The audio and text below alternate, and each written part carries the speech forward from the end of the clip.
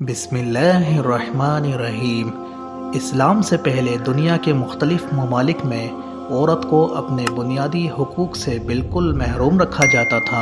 اسلام سے پہلے دنیا کی مختلف تہذیبوں اور مختلف معاشروں میں عورت کو کیا مقام حاصل تھا، تاریخ عالم کا مطالعہ کیا جائے تو یہ بات روز روشن کی طرح عیاں ہوتی ہے کہ اسلام نے عورت کو سب سے زیادہ حقوق دیے ہیں۔ نمبر 1، فرانس میں عورت کے بارے میں یہ تصور تھا کہ آدھا انسان ہے، اس لیے معاشرے کی تمام خرابیوں کا ذریعہ بنتی ہے۔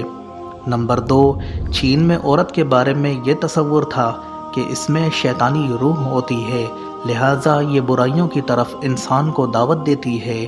نمبر 3، جاپان میں عورت کے بارے میں یہ تصور تھا کہ یہ ناپاک پیدا کی گئی ہے، اس لیے عبادت گاہوں سے اس کو دور رکھا جاتا تھا۔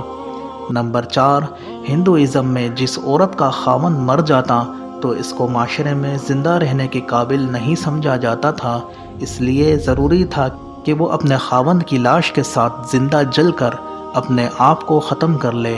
اگر وہ اس طرح نہ کرتی تو اس کو معاشرے میں عزت کی نگاہ سے نہیں دیکھا جاتا تھا۔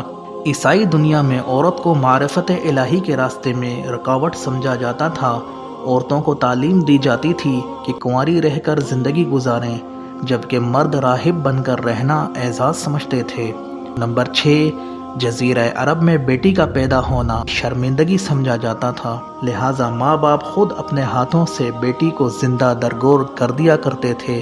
عورت کے حقوق اس قدر پامال کیے جا چکے تھے کہ اگر کوئی آدمی مر جاتا تو جس طرح وراثت کی چیزیں اس کی اولاد میں تقسیم ہوتی ہیں، اسی طرح بیوی بھی اس کی اولاد کے نکاح میں آ جاتی تھی۔ نمبر 7، اگر کسی عورت کا خاوند فوت ہو جاتا تو مکہ مکرمہ سے باہر ایک کالی کوٹھڑی میں اس عورت کو 2 سال کے لیے رکھا جاتا تھا۔ طہارت کے لیے پانی اور دوسری ضروریات زندگی بھی پوری نہ دی جاتی تھی۔ اگر 2 سال یہ جتن کاٹ کر بھی عورت زندہ رہتی تو اس کا منہ کالا کر کے مکہ مکرمہ میں پھیرایا جاتا، اس کے بعد اسے گھر میں رہنے کی اجازت دی جاتی تھی۔ اب سوچئے تو صحیح کہ خاوند مرا تو مرا اپنی قضا سے، بھلا اس میں عورت کا کیا قصور؟ مگر یہ مظلومہ اتنی بے بس تھی کہ اپنے حق میں کوئی آواز ہی نہیں اٹھا سکتی تھی۔ ایسے ماحول میں جب چاروں طرف عورت کے حقوق کو پامال کیا جا رہا تھا تو اللہ تعالیٰ نے اپنے پیارے نبی صلی اللہ علیہ وسلم کو اسلام کی نعمت دے کر بھیجا۔